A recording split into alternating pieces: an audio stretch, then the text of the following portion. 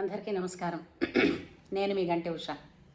నా మిత్రులకి, శ్రేయోభిలాషులకి, సబ్స్క్రైబర్స్కి మంచి మంచి కామెంట్స్ తోటి నా వీడియోస్ని అభిమానిస్తున్నటువంటి మీ అందరికీ కూడా నా కృతజ్ఞతాభివందనాలు.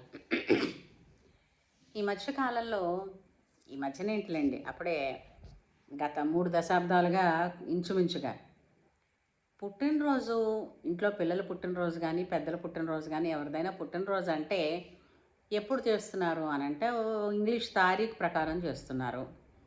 ఆ తారీఖు నాడు కూడా సెలబ్రేషన్స్ ఎలా ఉంటాయి అని అంటే అర్ధరాత్రి 12 గంటలకి చిన్నపిల్లవాడైతే పడుకున్నవాడిని లేపి మరీ కేక్ కోయించేసి హ్యాపీ బర్త్డే చెప్పి ఆ పాచి నోటుతోని ఏమైనా తినిపించడం, అది ఫోటోలు తీసుకోవడం, చిన్న వీడియో తీసుకోవడం, ఇప్పుడు అది పెద్ద ఫ్యాషన్ అయిపోయింది. మర్నాడు వీలైతే మరో 4 గుంటలను అందరినీ పిలిచి వాళ్ళకేవో చాక్లెట్లు ఏవో పంచి పెడతారు. అదొక సరదా ఈవెంట్గా జరుపుకుంటున్నారు.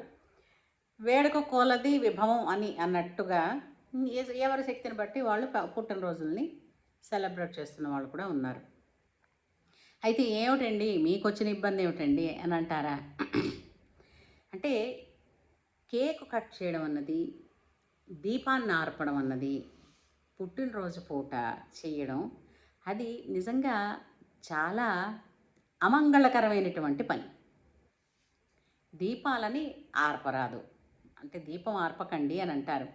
మనకి అంటే లక్ష్మీ నివాసం అనేటటువంటి ఒక సినిమాలో కూడా లక్ష్మీదేవి కొలువు ఉండే స్థానాలు. లక్ష్మి అంటే కేవలం డబ్బు అనుకుంటున్నారు, డబ్బు కాదండి. అసలైన లక్ష్మి ఎవరో తెలుసా? శాంతి, తృప్తి. ఈ రెండు మనిషిలో ఉన్నాయనుకోండి, ఎవరి దగ్గర అయితే టన్నుల కొలది శాంతి నిలుస్తుందో, శాంతి ఎప్పుడు వస్తుంది? తృప్తి ఉన్న వాళ్ళ దగ్గర ఉంటుందో వాళ్ళు ఐశ్వర్యవంతులు. ఐశ్వర్యము అని అంటే అష్ట ఐశ్వర్యాలు. అష్ట ఐశ్వర్యంలో ధనం ఒక ఐశ్వర్యం అంతే తప్ప ధనమే ఐశ్వర్యం అంటే అని కాదు. అక్కడ సంతాన ఐశ్వర్యం, సంతానం కూడా ఐశ్వర్యం. అలాగే మనకి ప్రజలలో మనకు ఉండేటటువంటి విలువ, ప్రజా సంబంధాలు, అది కూడా ఒక ఐశ్వర్యం. పశు సంపద, శిశు సంపద, ఎన్నో. అలాగా ఈ దీపాలు ఆర్పివేయడం అన్నది అమంగళకరం, అలక్ష్మికి ఆవాహన పలుకుతుంది అని మన పెద్దలు చెప్పారు. అయితే మీరు బాగానే ఉందండి. ఇప్పుడు పుట్టినరోజు అనేసరికల్లా అందరికీ ఈ తెలుగు నక్షత్రాలు, తిథులు అంటే ఇంకా కొంతమంది మరీ విచిత్రంగా అడుగుతారు. మన దేశంలో కాబట్టి మీరు చెప్తున్నారండి ఇవన్నీని, ఇతర దేశాల వాళ్ళు ఏం చేస్తున్నారు? ఇతర దేశాల వాళ్ళకి ఈ సంస్కృతి లేదు కాబట్టి వాళ్ళు వాళ్ళ సంస్కృతిలో జరుపుకుంటారు. మనకేం తెగులు? మన సంస్కృతిలో మనం ఎందుకు జరుపుకోము? అంతే కదా. ఇప్పుడు ఏదో ఒక సామెత కూడా ఉంది. ఇంటి అంటే అమ్మని పిలవలేక ఊరు వారందరినీ పిలిచారట. ఊరు వాళ్ళ అమ్మలందరినీ అమ్మ అని పిలిచాడట. ఎంత ప్రయోజనం ఉంటుంది? వాళ్ళు ఏదో కాస్త నాయనా బాబు అంతవరకే అంటారు. కడు పెరిగి అన్నం పెట్టేది అమ్మ కదూ. నీకు సమయానికి ఏది కావాల్సి వస్తుందో చూసేది అమ్మ కదూ. అమ్మ వల్ల కదూ నీకు ఎన్నో బంధాల విలువ, ప్రపంచపు ఉనికి ఇవన్నీ తెలిసేది. అంచేత ముందు అమ్మ అని పిలుద్దాం. ఆ తర్వాత ఉన్న వాళ్ళందరినీ మనం అమ్మ అని పిలిచినా పిలవకపోయినా. అలాగా నువ్వు ముందు ఏ సంస్కృతిలో పుట్టావో ఆ సంస్కృతిని గౌరవించడం నేర్చుకోవాలి. ఎందుకంటే ఇప్పుడు మిగిలిన దేశాల వాళ్ళు వాళ్ళ కల్చర్ని వాళ్ళు ప్రేమిస్తున్నప్పుడు, వాళ్ళ కల్చర్ని, వాళ్ళ పేరెంట్స్ని, వాళ్ళని గౌరవిస్తున్నప్పుడు నీ సంస్కృతి సంప్రదాయం అన్నది నీ తల్లిదండ్రులు లాంటిదే. నీకు అమ్మ నాన్న అంటే ఎంత గౌరవం ఉంటుందో, ఎంత విశేషమైనటువంటి ప్రేమాభిమానాలు ఉంటాయో, నీ కల్చర్ అన్నా, నీ సంప్రదాయం అన్నా కూడా, నీ ధర్మం అన్నా కూడా అదే విధమైనటువంటి ప్రేమ, అభిమానాలు, గౌరవం కదా ఉండాలి. అవి ఉన్నాయి అని అన్నప్పుడు ఉన్నది చూపించుకోవాలి కదా. అంటే అందరికీ చూపిస్తేనా తెలుస్తుంది. మరి ఇప్పుడు పిల్లాడు స్కూల్కి వెళ్ళాడు, ప్రేమగా మాట్లాడకుండా, నాన్న అమ్మ ఎప్పుడైనా మీరు మాట్లాడినప్పుడు మీరు చూడండి, మీరు జ్ఞాపకం తెచ్చుకోండి పిల్లలు, ఎప్పుడైనా చాలా కఠినంగా మొహం పెట్టి కఠినమైన మాటలతో ఎప్పుడైనా అమ్మ పలకరిస్తుందా? నిద్రపోయినా, పడుకొని లేచినా, తల్లి అలసిపోయినా కూడా మొట్టమొదటగా పిల్లల్ని ఏమని పిలుస్తుంది? నాన్న లేచావా? ఎంత మృదుత్వం ఉంటుంది కదా. అలాగా అమ్మ ఎలా అయితే ప్రేమను చూపిస్తుందో అమ్మ వంటివే అయినటువంటి సంప్రదాయాల పట్ల, మన ధర్మం పట్ల మనం చూపించవలసింది ఆ గౌరవం అవి చూపించాల్సి ఉంటుంది, చూపించాలి కదా. అది మీ ధర్మం కదా. అయితే సరే, ఇంతకీ పుట్టినరోజు అసలు ఎలా జరుపుకోవాలి అంటే, ఇప్పుడు చూడండి, పెళ్ళిళ్ళకి వాటికి ఇప్పుడు ఏంటి విదేశాల్లో కూడా ఈ జాతకాలు వాటి సెంటర్లు పెట్టేశారు. వాళ్ళకు కూడా ఏమిటది పంచాంగ శ్రవణాలు. వాళ్ళు కూడా ఈరోజు రావు కాలం ఏమిటి, ఈరోజు ఏది పనికి వస్తుందని వాళ్ళు కూడా మన తోవలోకి వచ్చారు. మన కర్మ ఏంటంటే మనం వాటిని వదిలేసాం. అంటే అందరూ వదిలేశారని కాదండి, పట్టుకున్న వాళ్ళని అది ఆచరిస్తున్న వాళ్ళందరినీ కూడా నేను చాలా గౌరవిస్తాను, చాలా రెస్పెక్ట్ చేస్తాను. అయితే ఏంటంటే మన పుట్టినరోజులు అనేసరికల్లా గత సంవత్సరం ఏ తారీఖున పుట్టారో మళ్ళీ అదే తారీఖు నాడు చెయ్యడం అన్నది కాదు అసలు మన పద్ధతి. మన పద్ధతి ఏంటంటే పిల్లాడు పుట్టగానే మనం జాతక చక్రం వేయించుకోవడానికని ఆ రోజు తిథి, నక్షత్రం, వారం, పక్షం, సమయం సెకండ్లతో సైతం అన్నీ రాసుకుంటాం. అది పుట్టిన స్థలం కూడా రాస్తాం. ఇవన్నీ రాసి జ్యోతిష పండితుల వారికి ఇస్తే వారు జాతకం వేస్తారు. అవునా కాదా? దానిని బట్టి ఆ రోజు ఏ తిథి, ఏ తెలుగు సంవత్సరం, ఏ నక్షత్రంతో, నక్షత్రానికి ఉన్న పాదాల్లో ఏ పాదంలో పుట్టాడు పిల్లడని వాళ్ళు రాస్తారు. పిల్లడు. అయితే ప్రతి సంవత్సరం ఆ నక్షత్రం లేదా ఆ తిథి వచ్చిన రోజున పండగ జరుపుకోవడం వలన ఆనాటి ఉండేటువంటి గ్రహమైత్రి కలిగినటువంటి దేవతలు, ఆ అధిష్టాన దేవతలు ఆ రోజు ఉంటారు కాబట్టి వారి అనుగ్రహం పిల్లలకి ఇప్పించిన వాళ్ళం అవుతాం.